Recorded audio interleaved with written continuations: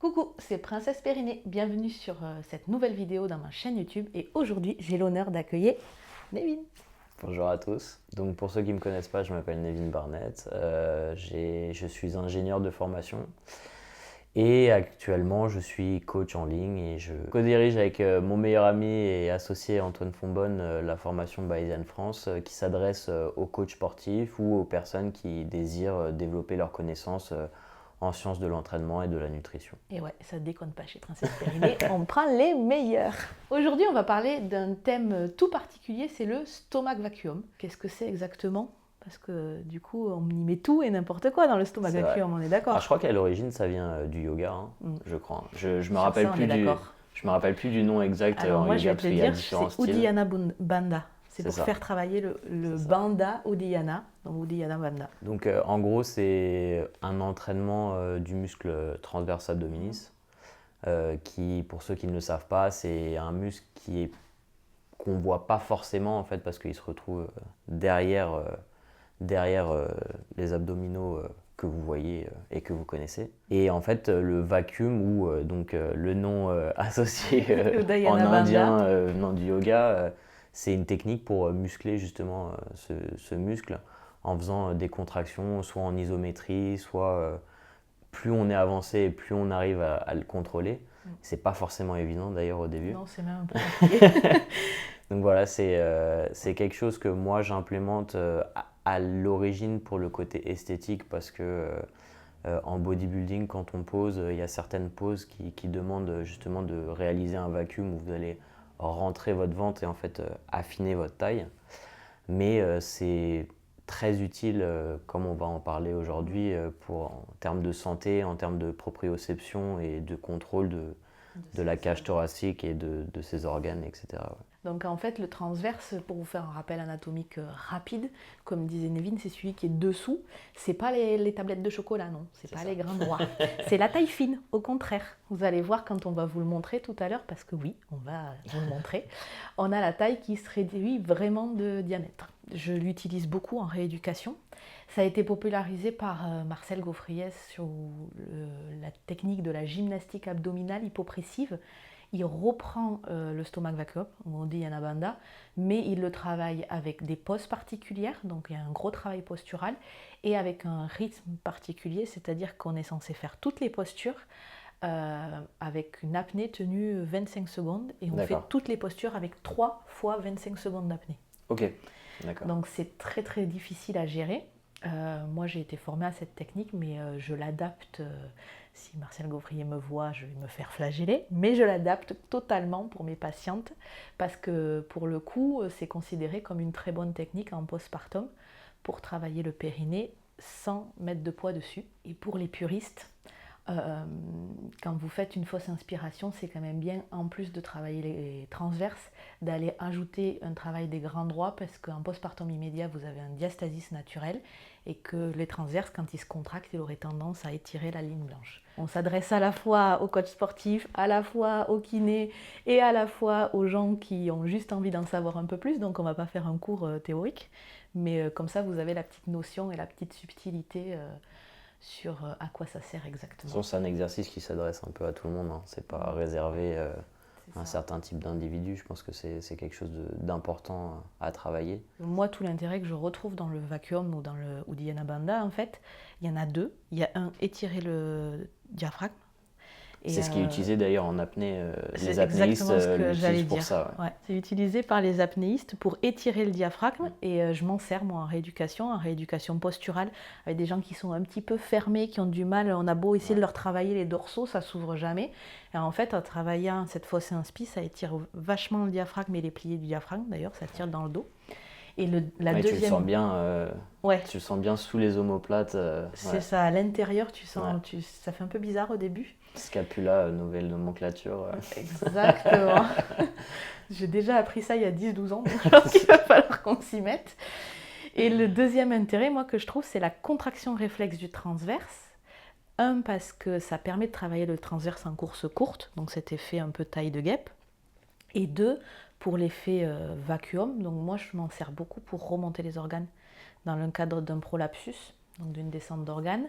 dans le cadre de sportifs et de sportifs de haut niveau qui lèvent lourd, ou dans ceux qui font des sports à impact. En fait, ça contrebalance.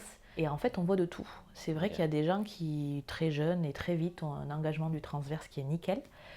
Très très important d'engager son transverse parce qu'il est synergique avec le périnée. Et donc votre périnée fonctionne bien si votre transverse fonctionne bien. Et il y a des gens qui ne savent pas du tout. Alors ce qu'on retrouve le plus, c'est ceux qui globulisent. Donc, ils ont poussent. Alors ceux qui poussent, donc ils ceinturent, ils serrent ici et ça fait... Et donc tout pousse vers le bas, c'est pas terrible. Et ceux qui globulisent, en fait, ils engagent les grands droits pour faire les tablettes de chocolat. Et du coup, ça fait du volume. Je suis en train d'essayer en même temps. Et ça fait du volume, mais derrière, le transverse n'est pas engagé. Ouais. Donc du coup, il y a une surpression dans les mauvais sens. Après, on ne peut pas parler forcément d'hypopression parce que dans la vie, on n'est pas hypopressif. Mais il faut des pressions bien dirigées. Il faut que les surpressions soient gérées, soient bien dirigées, avec des muscles bien engagés. Et le Uddiyana Bandha ou le stomach vacuum permet aussi d'avoir une contraction réflexe de ce transverse et de le réveiller quand il est un peu fatigué. Alors du coup, on va s'adonner à un petit exercice rigolo. Neville va me coacher pour m'apprendre le stomach vacuum avec ses techniques à lui. Et après, on va faire l'inverse. Ça marche. Donc généralement, quand je demande aux gens de travailler le stomach vacuum, je leur demande de commencer sur le dos, par terre, en relevant les jambes pour pas avoir trop de... C'est d'avoir le psoas qui tire un peu trop et qui se sente pas bien. Et généralement, c'est la première position sur laquelle je les fais travailler. Ensuite, je les fais travailler généralement à plat ventre ou tu vois, quand tu te poses en planche sur quelque chose et après debout. Parce que je trouve que debout, c'est déjà plus compliqué que sur ces autres positions-là. Ouais, d'accord. Et généralement, ce que je leur dis, c'est de réaliser, comme on en parlait tout à l'heure, de faire une fausse inspiration après avoir expiré complètement.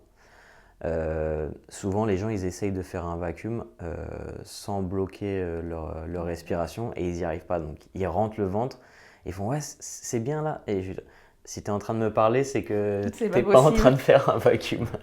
Donc ça, c'est un concept important, c'est que pour tenir un bon vacuum et qu'il soit profond, il va falloir que vous bloquiez votre respiration. Généralement, c'est ce qu'on apprend en apnée. Il y a différents endroits où vous pouvez retenir votre respiration, mais généralement, c'est bloqué en fait au niveau de la gorge, derrière la langue. Quand vous faites la glotte. C'est ça. Quand vous faites votre fausse inspiration, en fait, il va falloir bloquer à ce niveau-là. Donc, vous n'avez pas besoin de vous boucher le nez ou quelque chose comme ça pour faire le vacuum. Donc, une expiration complète. Essayez d'arrondir un petit peu comme ça pour généralement être un peu plus à l'aise parce que quand tu es cambré, c'est beaucoup plus difficile à réaliser ton vacuum.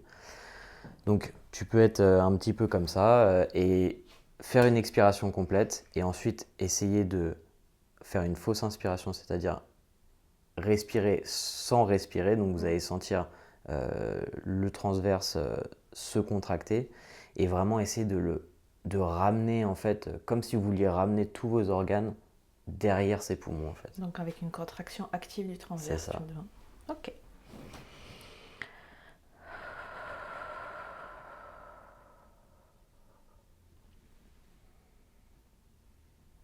On voit qu'il y a du niveau quand même. Hein. Donc là, par exemple, elle ne peut pas me parler parce qu'elle est en contraction. Et ouais, je ne peux pas parler. Et en général, quand on finit, on est essoufflé. C'est ça, ouais. Prenez votre temps, il ne faut pas rusher le vacuum, etc. C'est vraiment quelque chose où il faut se détendre. D'ailleurs, je pense que tu t'en rends compte, dès qu'on est un petit peu stressé ou qu'on précipite le truc, c'est genre « ah non, mais j'y arrive pas ». Non, c'est calme, détendu. Exactement. C'est important. En yoga, les gens le savent, mais pour les gens qui découvrent, c'est un peu nouveau. Bah, merci. Bon, maintenant vous allez connaître les vraies techniques. Alors du coup, moi, comment je l'apprends en plusieurs étapes. Donc, à savoir que la grosse différence qu'on a, toi et moi, souvent, si tu coaches des gens qui ont déjà fait un peu de sport, ils ont une bonne connaissance de leur corps. Moi, ils viennent me voir, ils ont zéro connaissance de leur corps, dans ce qu'on appelle la proprioception. Des fois, j'ai la chance de coacher des sportifs et là, c'est cool parce que ça va beaucoup plus vite. C'est plus facile. Mais quand on coach des gens qui n'ont pas trop de connaissance de leur corps, c'est un peu plus compliqué.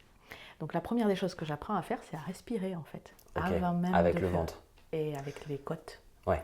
Parce qu'en fait, il y a plusieurs, là aussi, il y a 1 million de respirations et en fait, ça fait partie de mon bilan, de bilanter s'ils sont comme ça, s'ils sont comme ça, s'ils respirent en bas, s'ils respirent en haut, s'ils respirent que ici. Donc ça fait partie de mon bilan déjà. Ça, c'est extrêmement intéressant parce que quand tu regardes un nouveau-né, il sait respirer sans problème. Et après, c'est le bordel. Mais en fait, je pense que c'est culturel aussi. Parce que tu sais, le fait de sortir le ventre, etc., c'est un peu vu comme... c'est un peu mal vu. Du coup, les gens, ils ont tendance à être un petit peu fixes Mais ici. c'est hyper vrai ta réflexion. Et tu vois, respirer un petit peu plus au niveau de la cage thoracique, alors que naturellement, c'est pas trop ça, quoi. Ben, c'est ça, c'est qu'en fait on fait la génération ventre plat, alors qu'un ventre c'est mobile, ça vit, quand tu as mangé ça sort, quand tu te lèves le matin c'est un peu plus Et plat. c'est très culturel parce qu'en Asie c'est très différent. Ah oui, oui, Je sais pas si tu es déjà allé en Chine, généralement au sport ils ramènent tous leurs t-shirts et ils ont le ventre apparent comme ça, tu vois, et c'est normal. Je vais aller vivre en Chine, je crois. Et c'est un peu ce que j'essaye de faire sur mes réseaux sociaux, c'est de dédramatiser l'aspect physique, parce que ce qu'il faut savoir aussi, c'est que les filles comme les gars, quand ils posent, justement, ils sont en stomach vacuum. Ouais. Ils font... Voilà. Là, je suis bien là. Elle va vous parler, mais je ne vais pas vivre longtemps. Donc méfiez-vous des apparences, méfiez-vous des images. Entre Photoshop, la chirurgie esthétique et les poses fixes d'une photo, c'est un métier. C'est très beau, c'est très esthétique, mais c'est un métier, c'est pas la vie. C'est clair. On y va ? Ouais. Alors, moi j'utilise ce qu'on appelle l'exercice de l'écharpe. Donc soit une écharpe, soit une sangle. Soit en cabinet, je pose mes mains. D'accord ? Ok. Donc je vais poser mes mains. Ok. Là, sur les côtes, en fait, tu te mets 2-3 quarts. En fait, l'idée, c'est de prendre conscience que la respiration n'est pas obligée de se faire que ici, dans les côtes, mais qu'elle peut se faire partout. Donc là, je vais te demander d'inspirer en poussant mes mains. Voilà. Et de souffler. Et ça permet une prise de conscience pour le stomach vacuum, de fait que la fausse inspi se fait dans les côtes complètes, même à l'arrière. Vas-y, pousse fort dans mes mains. Ok. Donc Nevin n'a aucun problème à respirer avec les côtes arrière. C'est un peu la respiration du pilate et du yoga. Mais il y a beaucoup de gens qui respirent effectivement soit que dans le ventre, au contraire, soit que ici, et qui ont juste les côtes de devant qui se soulèvent. Et ça peut être un peu problématique, surtout dans la fausse inspi. En fait, ils ne vont pas au fond et au contraire, ils continuent à tirer toujours plus sur leurs côtes. Ça, c'est embêtant. En apnée, généralement, on apprend l'inspiration sur les 4 phases. Pour ça, c'est ce qu'on... Enfin, je ne dis pas que c'est forcément... la meilleure, mais c'est généralement inspirer en remplissant son ventre. Après, au niveau des côtes, cage thoracique. Et la dernière en soulevant la tête et pour avoir vraiment une inspiration complète. Ouais. Je connais rien à l'apnée, mais j'avoue que l'idée me plaît parce qu'en fait, tu débloques tous les diaphragmes avec le diaphragme laryngé et tu potentialises le fait de gonfler tes poumons. Le volume, c'est ça. Ouais. Alors, c'est ce qu'ils recherchent eux. Mais normal. Donc du coup, on a fait la première étape, on a appris à respirer dans les côtes basses pour avoir de la mobilité costale. Je respire dans mes côtes. Tu respires dans tes côtes, c'est bien. Et maintenant, on va faire à la deuxième étape. Donc moi, je ne donne pas particulièrement d'indication, si ce n'est que de souffler complètement et de faire comme si on voulait prendre tout l'air du monde. Okay. Par contre, je mets dans une position facilitatrice qui est celle du yoga, en fait, où on s'enroule un petit peu comme ça. Donc là, on se retrouve un petit peu par rapport à ça. C'est mieux de fermer parce que déjà, tout droit, c'est compliqué. Hein. Les postures de gaufriès sont comme ça, vraiment toutes droites. Sauf qu'en fait, le fait d'avoir les bras comme ça, poussés, on engage le grand dentelé pour ouvrir les côtes. C'est-à-dire que si vous faites avec les bras comme ça, pour ouvrir les côtes, ça va poser problème. Et dans les postures de gaufrier, il y a toujours des bras comme ça. Dans les postures de low pressure fitness aussi. Parce qu'en fait, vous verrouillez les bras. Et il y a le grand dentelé qui s'engage qui permet d'ouvrir les côtes. C'était le petit tips qu'on ne voit pas toujours quand les gens font les postures. Donc oui, il faut quand même appuyer sur les bras. On y va ? Ok. Donc tu inspires profondément. Tu viens déjà te positionner avec les mains qui se regardent, tu peux. Tu souffles.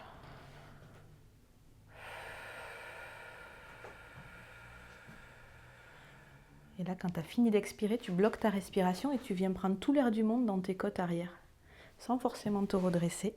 Voilà. Allez, tu tires un maximum, tu n'arrêtes pas le mouvement. Tu tires dans les côtes en permanence, en permanence, en permanence, en permanence. Voilà. Donc là, il se passe 2 choses dans cette position. Déjà, comme on disait tout à l'heure, ça étire beaucoup dans le diaphragme, en postérieur. Et après, il peut y avoir ce qu'on appelle la contraction réflexe.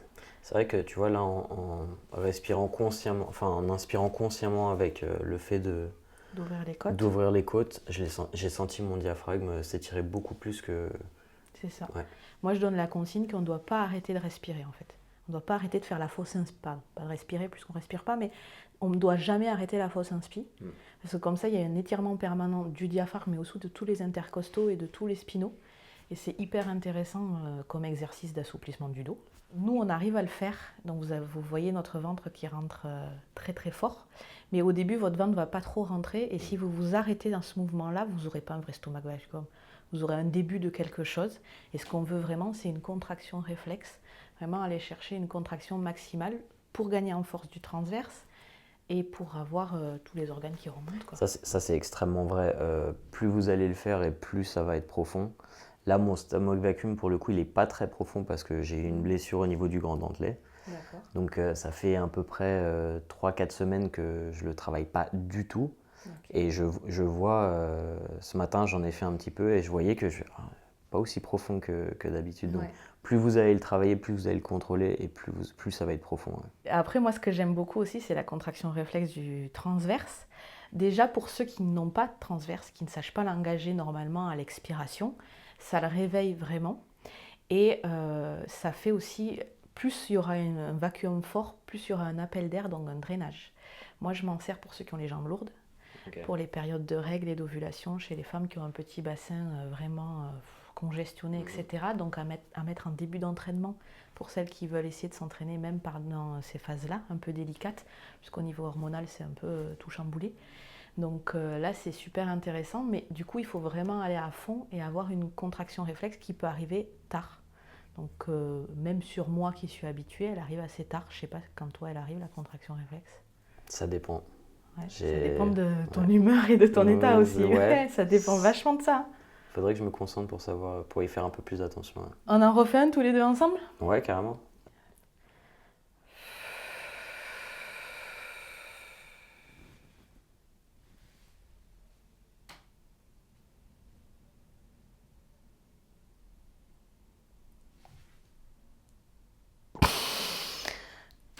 Il a carrément plus d'apnée que moi.